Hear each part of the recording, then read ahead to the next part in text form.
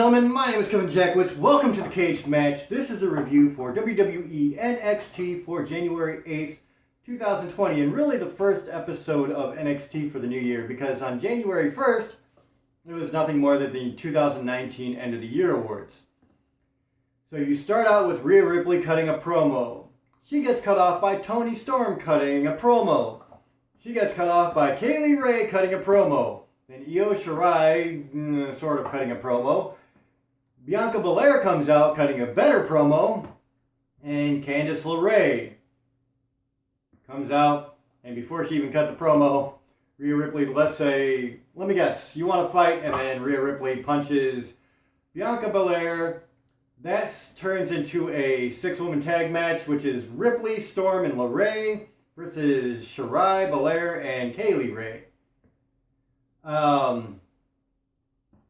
It was a good match, really a lot of good spots here, and I don't know that there was anything that really jumped out at me, but it was a strong performance all the way around.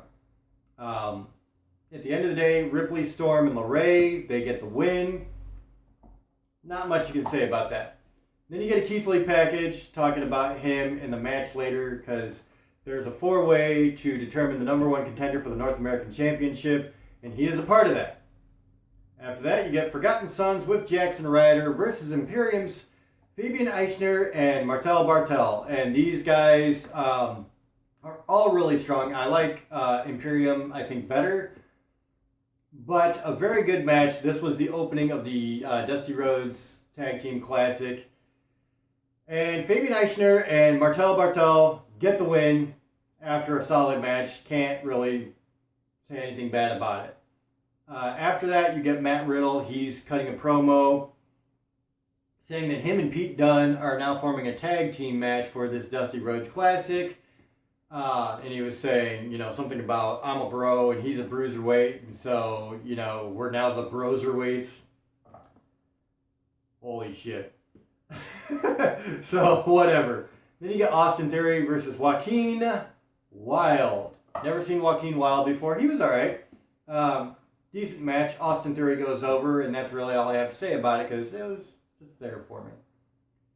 Although Austin Theory does have a pretty good moveset, I will say. He is impressive so far.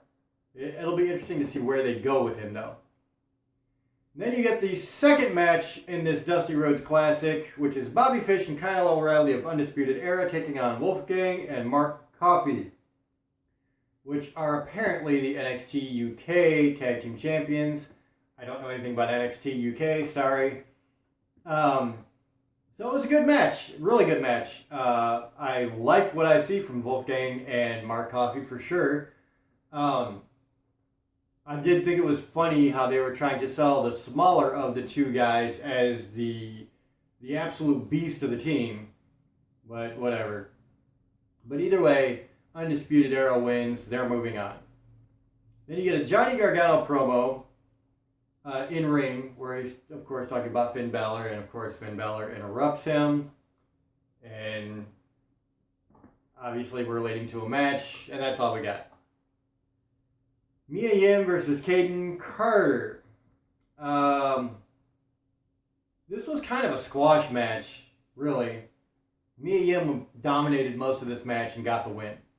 So the big story here was afterwards, Mia Yim and Kaged Carter were kind of shaking hands, hugging, and Chelsea Green comes out and smashes both of them, and then Robert Stone, who I don't know anything about, I guess nobody does, pops up and he's like, this is part of my new group or whatever, and everybody's like, okay, we don't know who you are, so who cares, basically. Then you get a Dominic Dijakovic promo where he's talking about this Fatal 4-Way, where he is also in. And he's kind of like doing this thing where he's like practicing his boxing while he's doing the promo, and it was alright. Didn't stand out to me. But that leads into the match which did stand out to me. Keith Lee, Dominic Dijakovic, Cameron Grimes, and Damian Priest, and everybody in this match had some very good spots. Everybody in this match really stood out.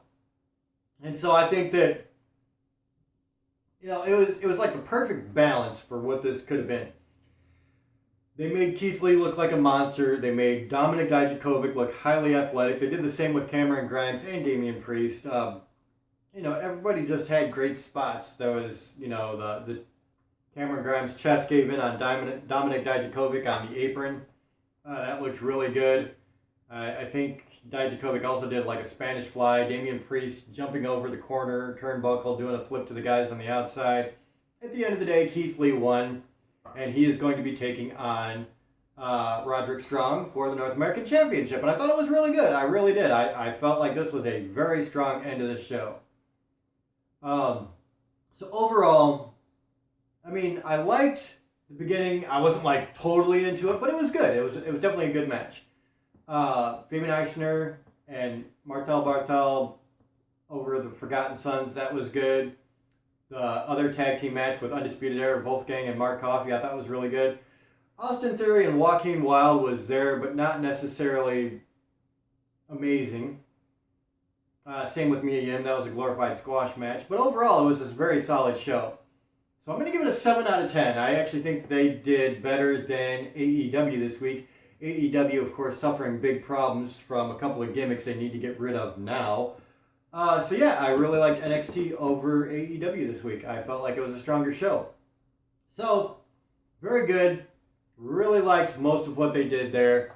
7 out of 10. Let me know what you guys think in the comments below. If you enjoyed this, hit the like button, subscribe, share. My name is Kevin Jackowitz, Kaged Nation, out.